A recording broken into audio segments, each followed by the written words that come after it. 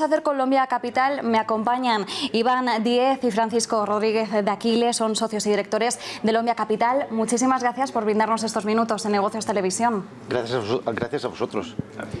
Vamos a hablar de distintos aspectos, pero por establecer una fotografía general, ¿no?, de cómo estáis viendo ahora mismo los mercados. Hemos iniciado un año 2022 que promete ser más turbulento, desde luego, que el año 2021. Cerramos el primer trimestre y, evidentemente, ya no es tanto lo que dejamos atrás, sino las perspectivas que tenemos de cara a los próximos meses. Iván, por comenzar contigo, que te tengo aquí a mi vera, ¿cómo estáis viendo desde Colombia Capital estas turbulencias? Pues bueno, estas turbulencias vienen ya de finales del año pasado. Recordemos que ya la volatilidad se empezó a instaurar de nuevo en los mercados financieros en noviembre y diciembre del año pasado, cuando todo el mercado pensaba que, debido a la escasez de componentes, semiconductores, materias primas, los cuellos de botella en las cadenas de suministro, pues eso iba a provocar inflación y que por lo tanto la inflación iba a provocar subidas de tipos de interés, y ya empezó la volatilidad. Se ha visto acrecentada este inicio de año, lamentablemente, con la crisis geopolítica entre Rusia y Ucrania, y eso son factores de incertidumbre que el mercado es lo que no quiere. El mercado, si hay algo que no quiere, es incertidumbre, porque con volatilidad podemos vivir, pero la incertidumbre es algo que los mercados no quieren. Los mercados quieren visibilidad.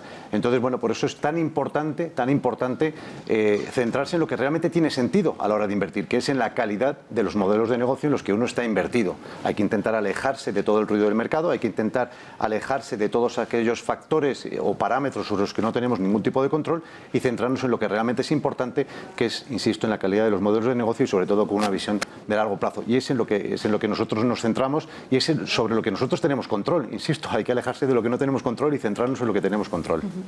Francisco, de hecho, dos conceptos importantes que apuntaba ahora Iván. Por un lado, centrarnos en el largo plazo, porque sí que es cierto que a veces nos dejamos llevar, ¿no?, sobre todo en la prensa económica, por ese ruido cortoplacista, que en este caso, en el tipo de inversiones de las que vamos a hablar, es puramente, hablando claramente, es ruido, es algo que nos puede descentrar bastante de esa calidad de los modelos de negocio a la que apuntaba Iván.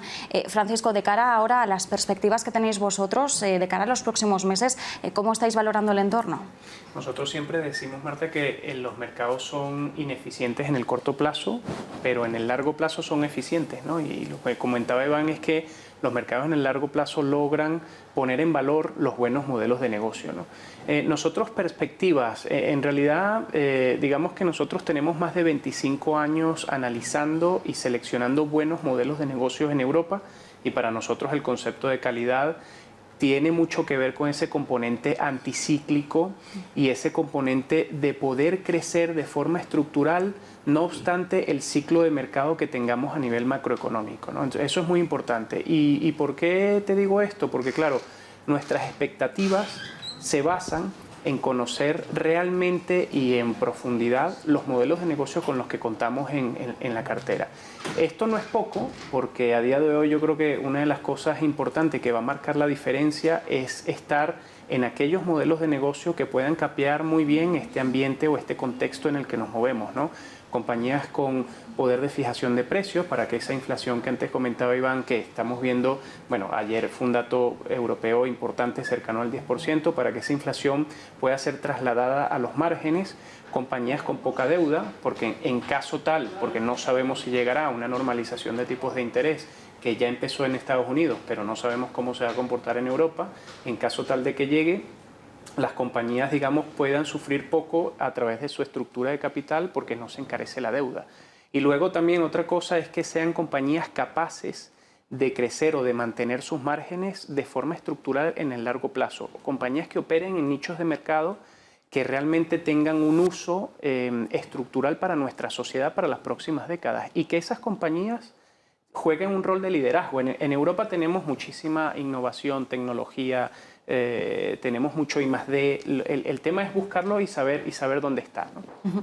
Desde luego, hablabas además de ese poder de fijación de precios. En Europa, por ejemplo, un sector que tiene ese pricing power, como conocemos el concepto en inglés, es el lujo, por ejemplo, ¿no? Además, es uno de los que ha mostrado esa capacidad de resiliencia en medio de las presiones inflacionarias que tenemos ahora mismo en el contexto.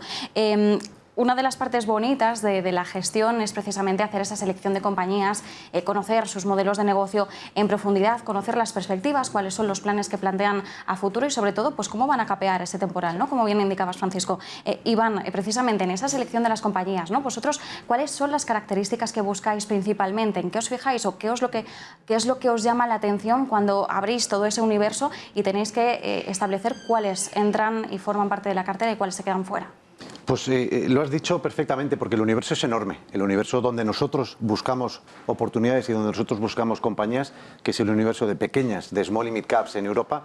Estamos hablando de un universo de más de 4.000, 5.000 compañías cotizadas. Por lo tanto, es importante saber qué es lo que quieres, porque es imposible monitorizar todo el universo. Nosotros tenemos, como decía Francisco, 25 años analizando este universo de pequeñas y medianas compañías, pero sobre todo buscando compañías que cumplan con unas características específicas muy concretas. Hablábamos antes de la calidad de los modelos de negocio y de esa capacidad para crecer. Eso es fundamental para nosotros, es decir, invertir en calidad y en crecimiento. Y para nosotros son compañías que tienen esa capacidad para entrar en lo que nosotros llamamos ese círculo virtuoso del crecimiento, es decir, compañías que tienen las estrategias adecuadas, con los productos adecuados, con un buen equipo directivo que está ejecutando bien su estrategia, que están operando en nichos de mercado, como comentaba Francisco, donde son líderes y donde tienen capacidad para crecer, y que los frutos de su éxito los reinvierten constantemente en su crecimiento futuro. Buscamos capitalizar el crecimiento futuro, buscamos esas compañías que empiezan siendo hoy un actor local y al cabo de los 3, 5, 7, 10 años acaban siendo líderes a nivel global. Compañías que reinvierten en su futuro crecimiento, ese free cash flow que generan, pues lo reinvierten en innovación, en desarrollo, en talento, en capital humano, tan importante para la creación de valor de una compañía a largo plazo, en ampliar sus mercados accesibles, en ampliar hacia nuevos verticales, nuevos clientes, hacer una pequeña adquisición, expandirse internacionalmente, y que están constantemente reinvirtiendo en su crecimiento futuro. Por lo tanto, ese es el tipo de compañías que nosotros buscamos, con esas características específicas, y eso hace que estemos posicionados en segmentos donde realmente, como puede ser la tecnología médica, como puede ser la innovación digital a través del software, la automatización de procesos en la industria, en la logística, y ahí encontramos muchas y muy buenos negocios. Precisamente quería conocer un poquito más en profundidad, ¿no?, qué sectores, pero bueno, veo que tiramos sobre todo por la parte de innovación, tecnología.